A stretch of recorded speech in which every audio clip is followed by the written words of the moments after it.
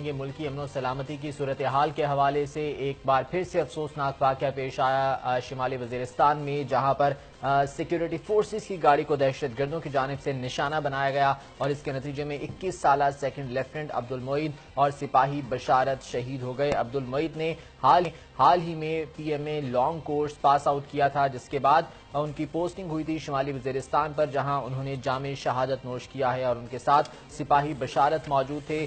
گاڑی میں گشت کر رہے تھے جس دوران دہشت گردوں کی جانب سے فائرنگ کر دی گئی اور یہ دونوں جوان شہید ہو گئے۔ تو آپ کو اپڈیٹ کر رہے ہیں کہ شمالی وزیرستان میں دہشت گردوں کی فائرنگ سے پاک فوج کے 2 جوان شہید ہو گئے۔ آرمی چیف کا شہیدوں کو سلام، آزادی مفت میں نہیں ملتی، آرمی چیف آزادی کی قیمت دینی پڑتی ہے۔ آرمی چیف نے یہ بیان دیا ہے۔ آرمی چیف کا کہنا ہے کہ مٹی کے لیے بیٹوں کو قربانی دینی پڑتی ہے۔ آئی ایس پی آر کے مطابق شمالی وزیرستان میں سیکیورٹی فورسز کی گاڑی پر دہشت گردوں کی فائرنگ سے 21 سالہ سیکنڈ لیفٹیننٹ عبد المعید اور سپاہی بشارت شہید ہو گئے ہیں۔ شمالی وزیرستان میں سیکیورٹی فورسز کی گاڑی پر دہشت گردوں کی فائرنگ ہوئی اور اس فائرنگ کے نتیجے میں 21 سالہ لیفٹیننٹ عبد المعید اور سپاہی بشارت شہید ہو گئے۔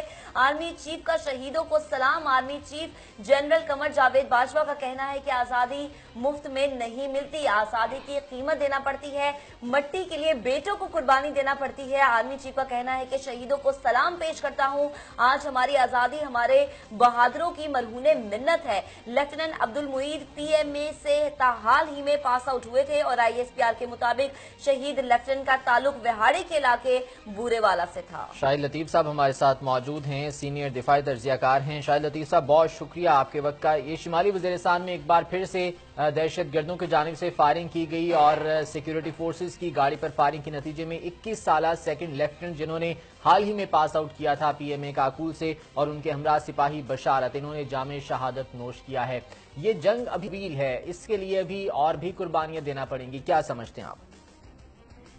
دیکھیے، یہ پہلی مرتبہ تو ایسا نہیں ہوا اور یہ ایک پوری داستان ہے شہادتوں کی، اور یہ ہم نذرانہ اپنے ملک کے لوگوں کے لیے، اپنے ملک کی حفاظت کے لیے، امن قائم کرنے کے لیے دے رہے ہیں۔ اور میں سمجھتا ہوں کہ اس میں کمی صرف ایک چیز کی ہے، اور وہ یہ کہ یہ جو دہشت گرد ہیں ان کو صرف طاقت کے ذریعے ختم کرنا جو ہے وہ ممکن نہیں ہے۔ صحیح۔